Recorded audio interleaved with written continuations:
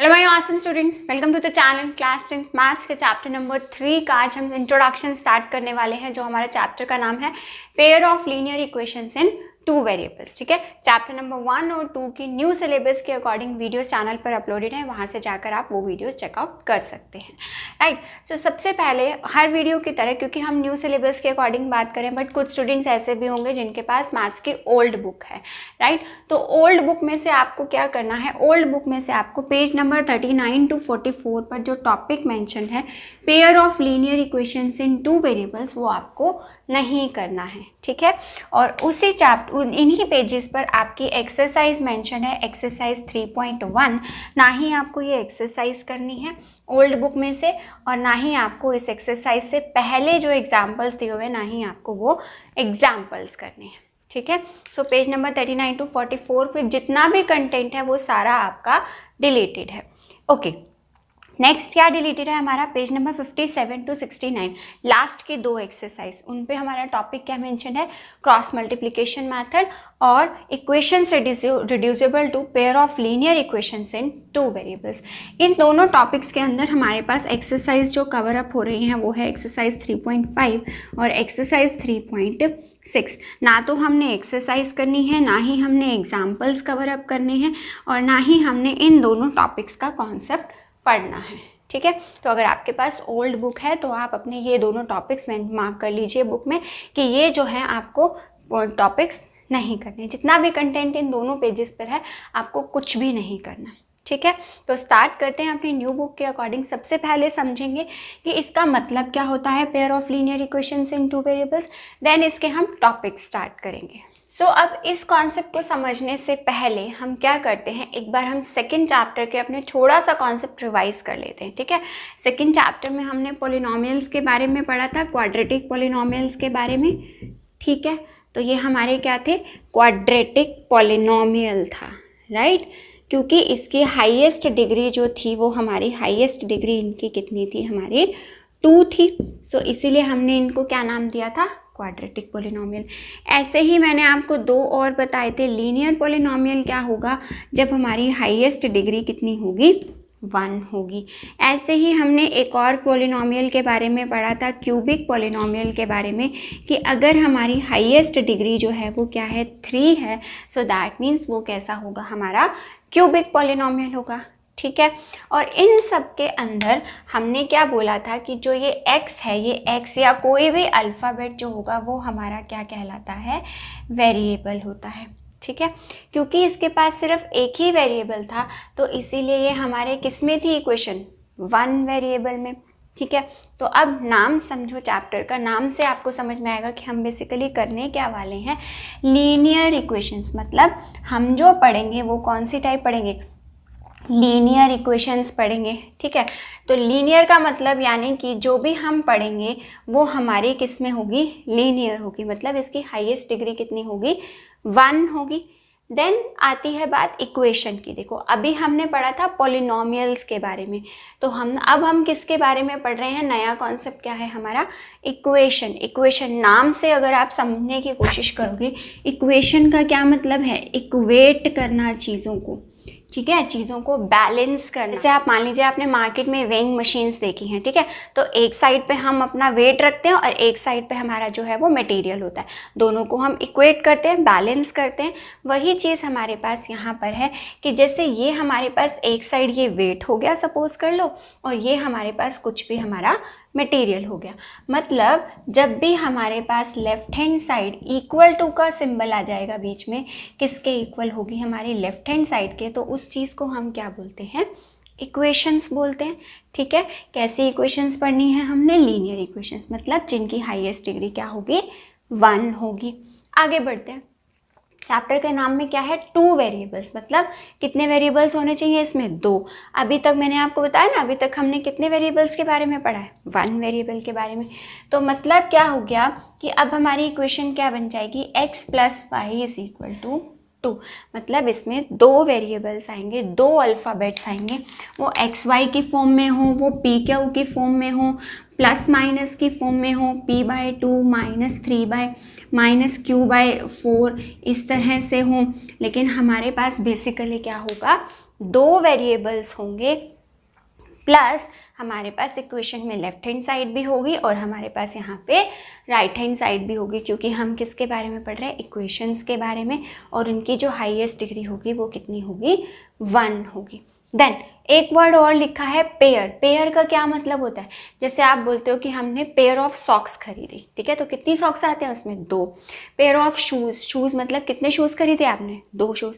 तो basically pair का मतलब क्या हुआ, पेयर का मतलब हुआ हमारे पास 2, राइट। सो यानी कि हमारे पास क्या हो गया कि इस चैप्टर में हम बेसिकली 2 इक्वेशंस के बारे में पढ़ेंगे। जैसे सपोज हमारे पास ये दोनों इक्वेशंस हैं, दोनों इक्वेशंस कैसी होंगी, हमारी लीनियर होंगी, और वेरिएबल्स, नंबर ऑफ वेरिएबल्स कितने होंगे यहाँ पे, नंबर ऑफ वेरिएबल्स भी हमारे होंगे टोटल 2 वेरिएबल्स होंगे। डन, कॉन्सेप्ट समझ में आया। चैप्टर का नाम 2 लीनियर इक्वेशंस के बारे में पढ़ेंगे, जिसके अंदर हमारे पास टोटल 2 क्या होंगे, वेरिएबल्स होंगे, ठीक है। तो देखो किस तरह से हमने सेकंड चैप्टर से अपनी चीज़ों को कोरिलेट करके थर्ड चैप्टर पर पहुंचे। अब जो फोर्थ चैप्टर हम पढ़ेंगे, सेकंड और थर्ड चैप्टर को कंबाइन करके हमारा फोर्थ चैप्टर बनने वाला है, ठीक है। तो इन कॉन्सेप्ट्स को अच्छे से समझ लीजिएगा, ठीक है। आगे बढ़ते हैं कि अब हमने इन दोनों लीनियर इक्वेशंस का करना क्या है।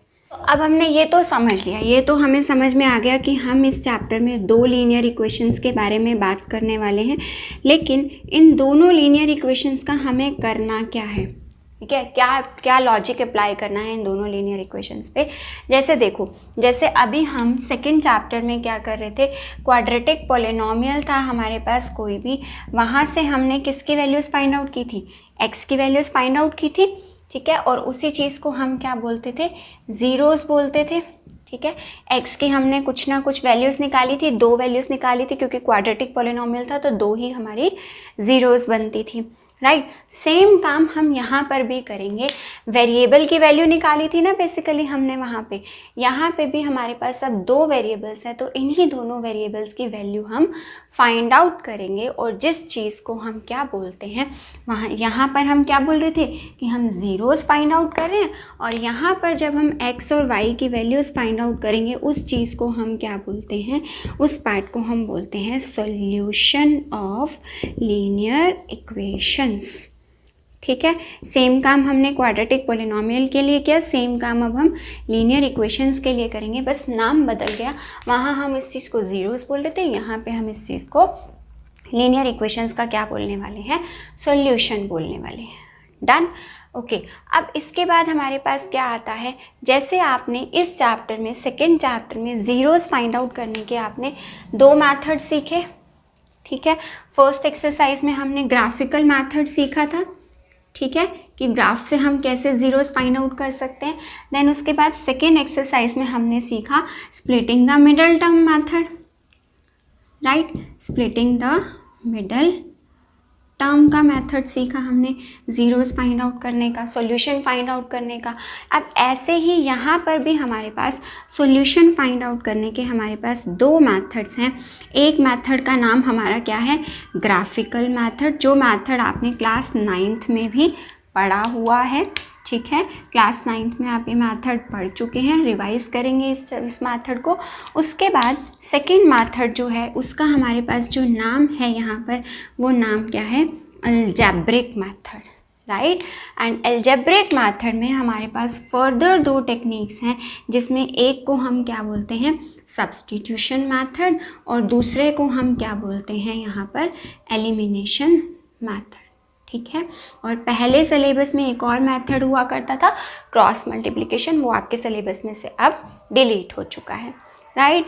So main basic concept overall chapter का समझ में आया कि हम इस चैप्टर में क्या क्या करने वाले हैं। इस चैप्टर में हम लीनियर इक्वेशंस के पेयर्स और लीनियर इक्वेशंस के बारे में पढ़ेंगे, जो कैसी होंगी, 2 वेरिएबल्स में होंगी। हमें बेसिकली इन दोनों लीनियर इक्वेशंस का क्या फाइंड आउट करना है, सॉल्यूशन। और सॉल्यूशन निकालने के 2 मेथड हैं, ग्राफिकल और अलजेब्रिक। ग्राफिकल मेथड हम 9th में भी पढ़ चुके हैं, यहाँ पर भी हम उसका छोटा सा कॉन्सेप्ट रिवाइज करेंगे। एंड देन हम पढ़ेंगे अलजेब्रिक के बारे में नया कॉन्सेप्ट, जो कि क्या है, सब्स्टिट्यूशन और एलिमिनेशन मैथड, ठीक है। तो स्टार्ट करते हैं अपने सबसे फर्स्ट मैथड से, जिसका नाम है ग्राफिकल मैथड। सो अब ये 3 लीनियर पेयर्स के इक्वेशंस आपकी एनसीईआरटी बुक में गिवन है, ठीक है। आपको इतना तो समझ में आ गया कि हमने क्या करना है, हमने 2 इक्वेशंस लेनी है और उनका हमने सॉल्यूशन फाइंड आउट करना है, ठीक है। तो अब आप लोग सॉल्यूशन बेसिकली क्या होता है, सॉल्यूशन होता है x और y की वो वैल्यूज़ जिसको पुट करने पर हमारी लेफ्ट हैंड साइड किसके इक्वल आ जाए, राइट हैंड साइड के इक्वल, ठीक है। देखो सॉल्यूशन वर्ड का मतलब क्या हुआ कि जब हम x और y की ऐसी वैल्यूज़ पुट करें जिसके कारण हमारा लेफ्ट हैंड साइड किसके इक्वल आ जाए, राइट हैंड साइड के, ठीक है। तो अब वो x और y की एक वैल्यू भी हो सकती है, दोनों इक्वेशंस के लिए सेम वैल्यूज़ होनी चाहिए, ठीक है। ऐसा नहीं कि फर्स्ट इक्वेशन में कुछ x y की वैल्यू पुट करके सेटिस्फाइड और सेकंड में कुछ और, ऐसा नहीं। दोनों इक्वेशंस के लिए x और y की एक ही वैल्यू होनी चाहिए जिसको पुट करने पर हमारा जो लेफ्ट हैंड साइड है वो किसके इक्वल आ जाए, हमारी राइट हैंड साइड के इक्वल। तो वो होगा हमारा सॉल्यूशन होगा, ठीक। अब क्या क्या केसेस हो सकते हैं, देखो या तो हमारे पास क्या होगा कि एक ही सॉल्यूशन होगा, मतलब वन सॉल्यूशन, मतलब कि x और y की सिर्फ एक ही वैल्यू होगी जिसके लिए कि ये left hand side right hand side के इक्वल आ सकती है, ठीक है। या फिर ऐसा भी हो सकता है कि x और y के हमारे पास बहुत सारी ऐसी वैल्यूज़ हों कि अलग अलग वैल्यूज़ हो, जैसे कि सपोज़ करो कि एक बार x और y की वैल्यू हमने पुट करी 1,2, ठीक है, तब भी हमारा left hand side right hand side के इक्वल आ रहा है दोनों इक्वेशंस में। या फिर हमने x और y की वैल्यूज़ पुट करी 2,3, तब भी हमारी लेफ्ट हैंड साइड किसके इक्वल आ रही है, राइट हैंड साइड के इक्वल। या फिर हमने x और y की वैल्यूज़ पुट करी 2,2, तब भी हमारे left hand side right hand side के इक्वल आ रहा है। तो मतलब कि इनफाइनाइट सॉल्यूशंस हो सकते हैं, मतलब बहुत सारी x और y की ऐसी वैल्यूज़ हो सकती हैं जिसके कारण हमारा लेफ्ट हैंड साइड किसके इक्वल आ जाए, राइट हैंड साइड के इक्वल आ जाए, डन। या फिर हमारे पास क्या हो सकता है कि नो सॉल्यूशन, मतलब कोई भी ऐसी x और y की वैल्यू एग्जिस्ट नहीं करती जिसके कारण कि हमारी x और y जो है वो हमारी लेफ्ट हैंड साइड किसके इक्वल आ जाए, हमारी राइट हैंड साइड के इक्वल आ जाए। समझ में आई बात। इसके अलावा और कोई केस नहीं हो सकता, या तो एक सॉल्यूशन होगा या कोई भी सॉल्यूशन नहीं होगा, या फिर हमारे पास इनफाइनाइट सॉल्यूशंस होंगे, ठीक। अब इन्हीं सॉल्यूशंस को हमने किस मेथड से निकाला हुआ है क्लास 9th में, ग्राफिकल मेथड से, ठीक है। वो अभी क्वेश्चंस करेंगे तो समझाऊंगी कि कैसे ग्राफिकल मेथड से हम निकालते हैं solution, right. So one solution का क्या मतलब होता है, बेसिकली जब ग्राफ पर हम इन दोनों लाइंस को प्लॉट करेंगे तो ये दोनों लाइंस कितने पॉइंट पर इंटरसेक्ट करेंगी, सिर्फ 1 पॉइंट पर इंटरसेक्ट करेंगी। तो ऐसी लाइंस को हम क्या बोलते हैं, इंटरसेक्टिंग लाइंस, या फिर इन लाइंस को हम क्या नाम देते हैं, कंसिस्टेंट लाइंस, ओके। तो ये आपको नाम ध्यान रखने हैं कि जब हमारे पास एक सॉल्यूशन होगा तो यानी कि लाइंस एक दूसरे को आपस में एक ही पॉइंट पर इंटरसेक्ट करेंगी। ये चीज़ ध्यान रखना, जितने सॉल्यूशंस होंगे उतने ही इंटरसेक्टिंग पॉइंट्स होंगे। एक सॉल्यूशन है तो मतलब एक इंटरसेक्टिंग पॉइंट होगा। अब इनफाइनाइट सॉल्यूशन है तो मतलब इनफाइनाइट इंटरसेक्टिंग पॉइंट्स होंगे। इनफाइनाइट इंटरसेक्टिंग पॉइंट्स कैसे हो सकते हैं हम, कि एक ही लाइन के ऊपर बिल्कुल दूसरी लाइन जो है वो बिल्कुल उसके ऊपर ही बनेगी, बिल्कुल एक दूसरे को ओवरलैप करके चलेंगी। तो ऐसी लाइंस को हम क्या बोलते हैं, कोइंसिडेंट लाइंस, ठीक है। या फिर हम इनको क्या बोलते हैं, इनको हम बोलते हैं डिपेंडेंट कंसिस्टेंट सॉल्यूशंस, ठीक है। डिपेंडेंट कंसिस्टेंट लाइंस बोलो या डिपेंडेंट कंसिस्टेंट सॉल्यूशंस बोलो, एक ही बात है, राइट। इसके बाद बात करते हैं नो सॉल्यूशन की। नो सॉल्यूशन में क्या होगा, अभी आपको बताया, मतलब सॉल्यूशन का क्या मतलब है कि वो उतने पॉइंट्स पर इंटरसेक्ट करेगी। नो सॉल्यूशन मतलब कोई सॉल्यूशन नहीं है, मतलब दोनों लाइंस आपस में एक दूसरे को बिल्कुल भी इंटरसेक्ट नहीं करेंगी। और ऐसा केस कब होता है, जब लाइंस एक दूसरे के बिल्कुल पैरेलल चल के जाएंगी, तभी तो होगा कि वहाँ पे वो एक दूसरे को कभी भी इंटरसेक्ट नहीं करेंगी। और ऐसे केस में हम इन लाइंस को हम क्या बोलते हैं, इनकंसिस्टेंट सॉल्यूशंस या फिर इनकंसिस्टेंट लाइंस। समझ आया कॉन्सेप्ट कि हमारे पास सॉल्यूशंस कितने टाइप के हो सकते हैं और उन सिनेरियोज में हम इन इक्वेशंस को बोलते क्या हैं। ठीक है, जो हम इस कॉलम में भरने वाले हैं वैल्यूज़, इस कॉलम में वैल्यूज़ लिखने वाले हैं। देखो, हमने पिछले चैप्टर में क्वाड्रेटिक पॉलिनोमियल की स्टैंडर्ड फॉर्म पढ़ी थी। ठीक है, पढ़ी थी। क्या पढ़ी थी? उसकी हमने स्टैंडर्ड फॉर्म पढ़ी थी ax² + bx + c पढ़ी थी। ठीक है, इसी तरह से अब हमारे पास क्या है? लीनियर इक्वेशंस हैं। तो लीनियर इक्वेशन की स्टैंडर्ड फॉर्म क्या होगी? ax + by + c = 0। देख लो आप कंपेयर करके, जब भी हम लिख रहे हैं हमें दो वेरिएबल्स चाहिए, x और y वेरिएबल लिख दिया हमने, और a और b हमारे कुछ भी कांस्टेंट होंगे, जो हम इक्वेशंस के साथ यहाँ पे कांस्टेंट पार्ट भी लिख रहे हैं ना। ठीक है, और c हमारा क्या हो गया? c हमारा हो गया ऐसे ही जैसे इसमें c लिखा था, जिसके साथ हमारे पास कोई भी वेरिएबल नहीं होगा। डन। सिंपल सा कॉन्सेप्ट है स्टैंडर्ड फॉर्म का, कि स्टैंडर्ड फॉर्म मतलब जो ऑल ओवर द यूनिवर्स जिस चीज़ को हम फॉलो अप करते हैं। और लीनियर इक्वेशंस के लिए हमारे पास x और y होने चाहिए, दो वेरिएबल्स, इनकी हाईएस्ट डिग्री होनी चाहिए 1, तो इनकी हाईएस्ट डिग्री 1 लिख दी। देन a और b हमने साथ में कुछ भी कांस्टेंट पार्ट ऐड कर दिया। देन +c हमारे पास क्या है? कांस्टेंट, जिसके साथ कोई भी वेरिएबल नहीं लगा हुआ। ठीक है, लेकिन हमें किसकी स्टैंडर्ड फॉर्म याद करनी है? पेयर ऑफ लीनियर इक्वेशंस, मतलब दो लीनियर इक्वेशंस की हमको स्टैंडर्ड फॉर्म पता होनी चाहिए। तो इसके लिए हम क्या करेंगे? हम यहाँ पर बस नंबरिंग कर देंगे, a1x + b1y + c1 = 0 and a2x + b2y + c2 = 0। ठीक है, डन। समझ में आई स्टैंडर्ड फॉर्म क्या होती है? ओके, ठीक है जी। अब जो ये मेथड था हमारा, अभी तक जो हम ये मेथड पढ़ रहे थे सॉल्यूशन फाइंड आउट करने का, ये था हमारा ग्राफिकल मेथड। ठीक है, हम ग्राफ बनाएंगे तो हमें पता चलेगा कि इसका 1 सॉल्यूशन है। लाइंस कितने पॉइंट पर इंटरसेक्ट कर रही है? 1 पॉइंट पर इंटरसेक्ट करेगी तो हम कहेंगे 1 सॉल्यूशन है। अगर एक से ज़्यादा पर करेगी तो हम कहेंगे कोइंसिडेंट है। अगर एक पर भी नहीं करेगी तो हम कहेंगे नो सॉल्यूशन है। ठीक है, लेकिन हमारा वो तो 9th क्लास का टॉपिक है, उससे तो रिलेटेड आपके 1 या 2 ही क्वेश्चंस हैं।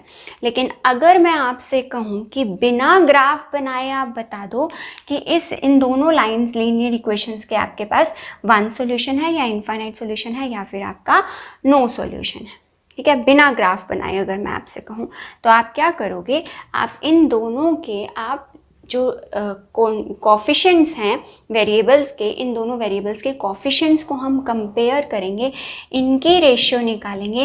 a1/a2 is not equal to b1/b2 आता है तो हम क्या कहेंगे? वो कैसा है? 1 सॉल्यूशन है। देन उसके बाद अगर हमारे पास इस तरह से कुछ आ जाए, a1/a2 is equal to b1/b2 is equal to c1/c2 आ जाए, तो हम क्या कहेंगे? उसके पास कितने सॉल्यूशंस हैं? इनफाइनाइट सॉल्यूशंस हैं। और अगर हमारे पास a1/a2 b1/b2 के इक्वल आ जाए लेकिन c1/c2 के इक्वल ना आए, तो हम क्या कहेंगे?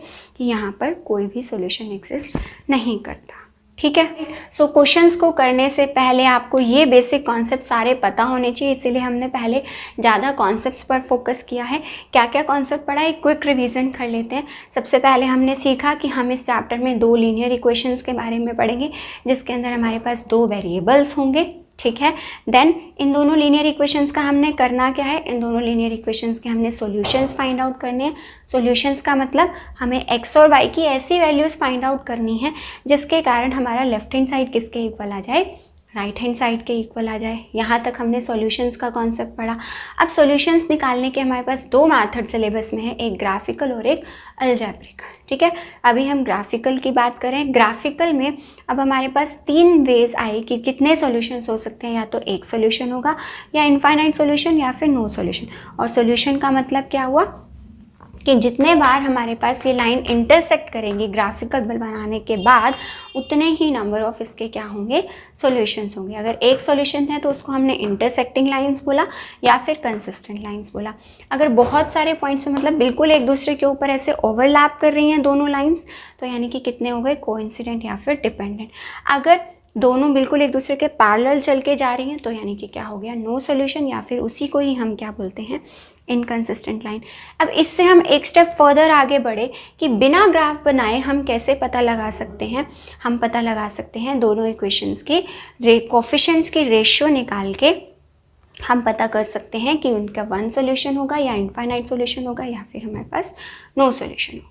अंडरस्टूड, ये टेबल अच्छे से समझ में आई। अब बढ़ते हैं अपने फर्स्ट एग्जाम्पल पर। फर्स्ट एग्जाम्पल में उन्होंने आपसे क्या बोला है, जो कॉन्सेप्ट अभी तक हमने पढ़ा उन्होंने उसी कॉन्सेप्ट पर ही बात की है। That check graphically whether the pair of linear equations is consistent. हमें ग्राफिकली ये चीज़ प्रूफ करनी है कि ग्राफिकली ये चीज़ चेक करनी है कि ये दोनों लीनियर इक्वेशंस जो हैं वो कंसिस्टेंट हैं या नहीं हैं। अगर हैं तो हमें उसको किससे सॉल्व करना है, ग्राफिकली। ठीक है, तो हमने ग्राफिकली देखते हैं, रिवाइज करते हैं क्लास 9th में कैसे किया था। ग्राफिकली के लिए हम क्या करते हैं, सबसे पहले आप क्या लिखेंगे, यहाँ पर अपनी इक्वेशन लिखेंगे एंड देन यहाँ पर लिखेंगे नाउ ड्रॉ द टेबल। हम एक टेबल बनाते थे, अगर आपको थोड़ा थोड़ा रिकॉल हो रहा है तो, कि हम यहाँ पर एक टेबल बनाते हैं जिसमें हम क्या करते हैं, x और y की वैल्यूज़ फाइंड आउट करते हैं। कि एक बार हम x की वैल्यू को 0 रखेंगे और y की फाइंड आउट करेंगे, एक बार y की 0 रख के x की फाइंड आउट करेंगे। मतलब अगर यहाँ पर मैंने x की वैल्यू को 0 रखा तो आपको यहाँ से क्या दिख रहा है, 3y इज इक्वल टू 6 दिख रहा है। तो यानी कि क्या बच गया, 3y इज इक्वल टू 6। तो 3 इधर मल्टीप्लाई है तो डिनोमिनेटर में जा कर के डिवाइड हो जाएगा, तो y की वैल्यू कितनी आ गई हमारी, 2 आ गई। ऐसे ही अब अगर हमने y को 0 रखना है, नेक्स्ट में y को अगर हमने 0 रखा तो आप देख रहे हो सीधे सीधे x की वैल्यू कितनी आ गई हमारी, 6। तो x इज इक्वल टू 6। ठीक है, तो ये हमारे पॉइंट्स हैं जिन पॉइंट्स को हम अपने ग्राफ पर प्लॉट करने वाले हैं, right. Then x and y, फिर से वही काम करेंगे। एक बार हम x की वैल्यू को 0 रखेंगे। अगर हमने x की वैल्यू को 0 रखा तो आप ध्यान से साइन देखना कि आपके पास क्या बचा है, -3y इज इक्वल टू 12। इसको 0 रखेंगे तो क्या वैल्यू बचेगी, -3y इज इक्वल टू 12। सो ये माइनस साइन विथ -3 नीचे शिफ्ट हो जाएगा, तो यानी कि यहाँ से y की जो वैल्यू है वो कितनी बच गई हमारी, -4। तो y आ गया -4, राइट। इसके बाद अब नेक्स्ट हमें क्या करना है, नेक्स्ट हमें रखनी है y की वैल्यू 0। अब अगर y की वैल्यू हम 0 पुट करेंगे तो 2x इज इक्वल टू 12 हो गया। ठीक है, 2x इज इक्वल टू 12 हो गया। ये 2 इधर मल्टीप्लाई हो रहा है, नीचे जा कर के डिवाइड हो जाएगा 12/2। तो 12/2 कितना हो गया हमारे पास, 6 बन गया। हमारे पॉइंट्स आ गए। नाउ इसके बाद आप यहाँ पर आपको एक ग्राफ मिलेगा, वहाँ पर आप अपने ग्राफ पे इन पॉइंट्स को प्लॉट करेंगे। ठीक है, कैसे प्लॉट करेंगे ग्राफ पर पॉइंट्स को आप, यहाँ पर हमने इस तरह से ये लिया, ठीक है, ग्राफ बनाया, राइट। सो अब क्या होता है हमारे पास, ये हमारी है x एक्सिस और ये क्या है हमारी y एक्सिस। इधर -x एक्सिस है और इधर हमारी -y एक्सिस है। तो यहाँ पे आ गया 1 2 3 4 5, ठीक है, -1 -2 -3, इधर 1 2 एंड 3 और यहाँ पर आ गया -1 -2 एंड -3। अब आपको क्या करना है, आपको आपके ग्राफ पेपर पर ग्रीन लाइंस लगी हुई होती हैं। ठीक है, जो डार्क वाली ग्रीन लाइन होती है ना, वहाँ पे आपको अपनी फर्स्ट वैल्यू 1 लिखनी है, देन सेकंड पॉइंट पर 2, then 3, then 4 and then 5, dark वाली ग्रीन लाइन। ओके, तो अब पॉइंट्स प्लॉट करते हैं 0,2, मतलब यहाँ पे x तो 0 है, यानी कि y की वैल्यू कितनी है, 2 है। तो यानी कि ये आपका पॉइंट कौन सा हो गया, 0,2। दूसरा पॉइंट क्या है आपका, 6,0। तो ये आपका है दूसरा पॉइंट 6,0, मतलब x की वैल्यू 6 है और y की वैल्यू 0 है। तो बस इन दोनों को आपको क्या करना है, ज्वाइन कर देना है। तो ये हमारी आ गई फर्स्ट इक्वेशन की। ठीक है, इसके ऊपर आप अपना इक्वेशन लिख देना कि आपने ये कौन सी लीनियर इक्वेशन के लिए स्ट्रेट लाइन ड्रॉ की है। ओके, सो देन आपके पास अगला पॉइंट क्या है, 0,-4 है। तो -4 मतलब y की वैल्यू कहाँ पर है, माइनस में, तो यहाँ पे हमारा -4 आ गया। ये कौन सा पॉइंट हो गया, 0,-4। अगला क्या है, 6,0, मतलब x की वैल्यू क्या होनी चाहिए हमारी, 6, ये आ गया। तो यहाँ से आप इन दोनों पॉइंट्स को ज्वाइन कर दीजिए, स्केल रख के इन दोनों पॉइंट्स को आप ऐसे ज्वाइन कर देंगे और यहाँ पे आप ऊपर इसकी इक्वेशन लिख देंगे कि ये कौन सी इक्वेशन है, 2x - 3y = 12, राइट। अब हमें बेसिकली क्या बताना है कि ये लाइंस कंसिस्टेंट है या नहीं है। अभी आप अपनी पिछली टेबल निकाल कर देखो, पिछली टेबल में हमने क्या लिखा था, जब दो लाइंस एक पॉइंट पर इंटरसेक्ट करेंगी तो वो कैसी होंगी, कंसिस्टेंट होंगी। तो यानी कि आप क्या लिख सकते हो, yes these are consistent. If so solve them graphically, solve करना है। सॉल्व करने का मतलब क्या बताया मैंने आपको कि आपको x और y की वैल्यूज़ फाइंड आउट करनी है। तो x और y की वैल्यू आपकी क्या आ रही है, 6,0। जिस पॉइंट पर ये दोनों इंटरसेक्ट कर रही हैं वही इसका क्या होगा, सॉल्यूशन होगा। डन, यही कॉन्सेप्ट सीखा हमने। आगे बढ़ते हैं अपने सेकेंड एग्जाम्पल पर। एग्जाम्पल नंबर 2, इसके अंदर उन्होंने क्या बोला है, graphically find whether the following pair of linear equations has no solution, unique solution और इन्फाइनाइटली मैनी सॉल्यूशंस। तो हमें ग्राफिकली बताना है कि इसका नो सॉल्यूशन है या इन्फाइनाइट या मैनी सॉल्यूशन, ठीक है। तो यहाँ पर आप ये खुद से सॉल्व करके ट्राई कीजिएगा। देखो फर्स्ट लीनियर इक्वेशन तो आपकी सिंपल है, देन सेकेंड लीनियर इक्वेशन को अगर आपने सिंपल करना है तो आप इसको क्या करो, पूरी इक्वेशन को किससे मल्टीप्लाई कर दो, आप यहाँ पे 5 से अगर आप पूरी इक्वेशन को मल्टीप्लाई कर दोगे तो आंसर क्या आ जाएगा हमारे पास, यहाँ पर 5 3 था 15x, देन 5 से 5 कैंसिल आउट हो जाएगा न्यूमिनेटर एंड डिनोमिनेटर, तो बच जाएगा खाली 24y। यहाँ भी 5 से 5 कैंसिल आउट, तो यहाँ पे क्या बच गया, +3 = 0। तो ये हो गई हमारी इक्वेशन नंबर 1 और ये हो गई हमारी इक्वेशन नंबर 2, ठीक है। दोनों इक्वेशंस में वही काम करके एक बार x को 0 एक बार y को 0 पॉइंट्स प्लॉट करें, पॉइंट्स फाइंड आउट करना है, देन उनको ग्राफ पर प्लॉट करना है, ठीक है। सो इसको खुद से ट्राई कीजिएगा ग्राफ पर प्लॉट करने का। अदरवाइज इस क्वेश्चन के लिए एक सेपरेट वीडियो बनाएंगे जिसके अंदर हमारे पास प्रॉपर आपको ग्राफ पेपर पर एक्सप्लेन करूँगी कि कहाँ पर आपको कौन से पॉइंट्स बनाने हैं, किस तरह से आपको नंबर्स लिखने हैं ग्राफ पर। कई स्टूडेंट्स को ये भी कंफ्यूजन होती है कि 1 2 3 ये हमारे पास कौन कौन से कैसे प्लॉट करने हैं, वो भी आपको ग्राफ पेपर पर डिटेल में एक्सप्लेन कर दूँ, ठीक है। आगे बढ़ते हैं एग्जाम्पल नंबर 3 पर। एग्जाम्पल नंबर 3 में क्या बोला है उन्होंने, Champa went to a sale to purchase some pants and skirts. तो चंपा ने क्या क्या खरीदा, कुछ प्लांट्स खरीदे और कुछ उन्होंने स्कर्ट्स खरीदी, ठीक है। कुछ पेन्स खरीदी और कुछ उन्होंने स्कर्ट्स खरीदी, right. When her friends asked her how many of each she bought, उसकी फ्रेंड ने उससे पूछा कि आपने कितने पेंट्स और कितने स्कर्ट्स खरीदे, तो उसने सीधे सीधे आंसर ना देकर उसमें क्या बोला, she answer that the number of skirts is 2 less than twice the number of pants। Otherwise वो उसे सीधे सीधे भी बता सकती थी कि उसने 2 पेंट्स खरीदे और 4 स्कर्ट्स खरीदे, उसने जो है सीधे सीधे ना बता के क्वेश्चन को घुमा कर बोल दिया, राइट। तो हम क्या करते हैं, लेट कर लेते हैं, suppose let the number of pants purchased is equal to x, ठीक है। और हमने स्कर्ट्स जो परचेज की चंपा ने उसको हमने कितना बता दिया, y बोल दिया, ठीक है। अदरवाइज आपके फ्रेंड्स जब आपसे पूछते हैं कि आपने कितने पेंसिल और पेन्स खरीदे तो आप उनको ऐसे थोड़ी बताते हैं, आप उनको बताते हैं ना कि 3 पेन्स और 4 पेंसिल्स खरीदी। बट चंपा ने थोड़ा सा अपनी फ्रेंड को घुमाया, डायरेक्टली ना बता के कि मैंने कितने नंबर ऑफ स्कर्ट्स खरीदे। Number of skirts is skirts कितनी है y, this is equal to 2 less than twice the number of pants. जो पेंट्स का ट्वाइस है ना, 2 टाइम्स है, उससे कितनी कम है, 2 लेस है। समझ आई बात, क्या बोला उन्होंने, नंबर ऑफ स्कर्ट्स इज, हमने स्कर्ट्स y मानी है, y इज इक्वल टू क्या है, 2 लेस है, किससे 2 कम है, twice the number of paints, paints के ट्वाइस से 2 कम है। फर्स्ट इक्वेशन बन गई। देन उसके बाद also the number of skirts is, okay, दोबारा से उन्होंने क्या बोला, also the number of skirts is 4 less than, अब 4 कम है, किससे 4 कम है, 4 times the number of paints purchase. अब 4 टाइम्स पेंट्स परचेज से 4 क्या है, कम है। 2 लीनियर इक्वेशंस आ गई हमारे पास। हमें क्या करना है, हमें बताना है उसकी फ्रेंड की हेल्प करनी है हमने कि कितनी चंपा ने पेंट्स और स्कर्ट्स पसंद। अब चंपा ने तो बताया नहीं, तो हमें ही हेल्प करनी पड़ेगी कि क्या किया उन्होंने। सो ठीक है, हम हेल्प कर देते हैं। कैसे करेंगे हम हेल्प, कि हम यहाँ पर अपनी लीनियर इक्वेशंस का सॉल्यूशन फाइंड आउट करेंगे। जैसे मैंने आपको अभी फर्स्ट क्वेश्चन में सिखाया, एक टेबल इसके लिए और एक टेबल हमारी सेकेंड इक्वेशन के लिए, ठीक है।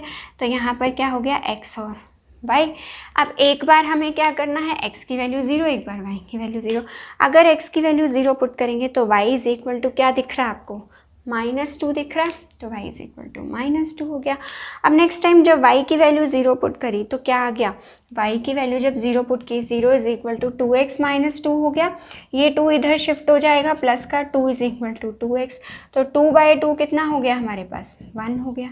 तो x की वैल्यू कितनी आ गई यहाँ पे, 1 आ गई। ठीक, ऐसे ही यहाँ पर आ जाओ, एक बार x को 0, एक बार y को 0। अगर आप x को 0 पुट करेंगे तो y की वैल्यू कितनी आ रही है, -4, तो y यहाँ पे -4 हो गया। देन आपके पास नेक्स्ट क्या है, नेक्स्ट टाइम हमें किसकी वैल्यू 0 रखनी है, y की 0 रखेंगे अगर, तो क्या बन रहा है, 0 इज इक्वल टू 4x - 4। फिर से वही चीज़, 4 इधर शिफ्ट हो जाएगा प्लस में, तो 4/4 ये कितना बन गया, इज इक्वल टू x। ये इक्वेशंस तो आपको सॉल्व करनी आती है इजीली, तो यहाँ से ये हमारे पास 2 पॉइंट्स बन गए। ठीक है जी।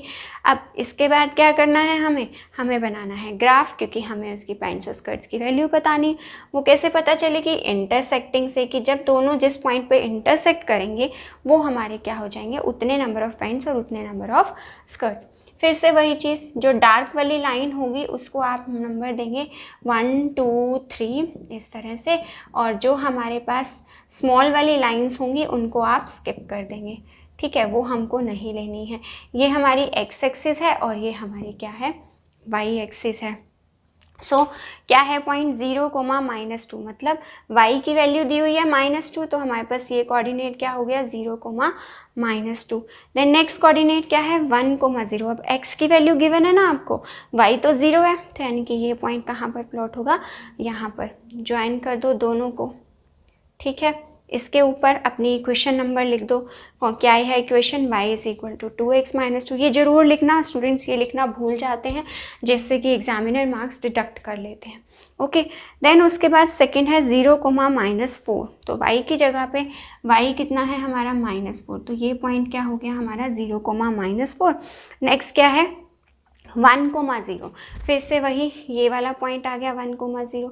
इन दोनों को आप यहाँ से इस तरह से ज्वाइन करा दीजिए, और इसके ऊपर आप अपनी लाइन की इक्वेशन लिख दीजिए, y is equal to 4x - 4।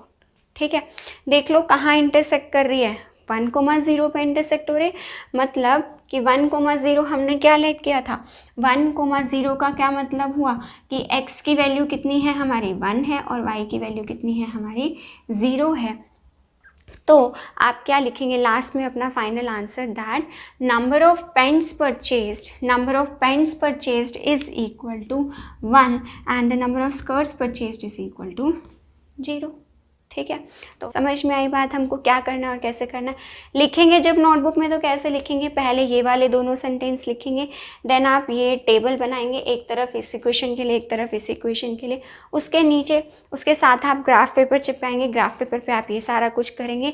Then last line में आप लिखेंगे, then the number of pants purchased is equal to 1 and the number of skirts purchased is equal to 0। ठीक है, इस वीडियो के लिए इतना ही। नेक्स्ट वीडियो में हम डिस्कस करेंगे एक्सरसाइज 3.1 न्यू बुक के अकॉर्डिंग, और ओल्ड बुक में वो आपकी एक्सरसाइज है 3.2, क्योंकि ओल्ड बुक में से आपकी 3.1 एक्सरसाइज डिलीटेड है। ठीक है, कोशिश कीजिएगा कि आप इस 3.1 एक्सरसाइज का, न्यू बुक वाली 3.1 और ओल्ड बुक की 3.2 का आप फर्स्ट क्वेश्चन खुद से सॉल्व कर पाएँ ग्राफ पेपर पर। सेकेंड क्वेश्चन से नया कॉन्सेप्ट है, वो आपको वीडियो में सिखा दूंगी। फर्स्ट क्वेश्चन एटलीस्ट आप खुद से सॉल्व कर पाएँ। सो if you find this video useful for you, then please do like and share my video and do subscribe to the channel if you are new to the channel. Thank you.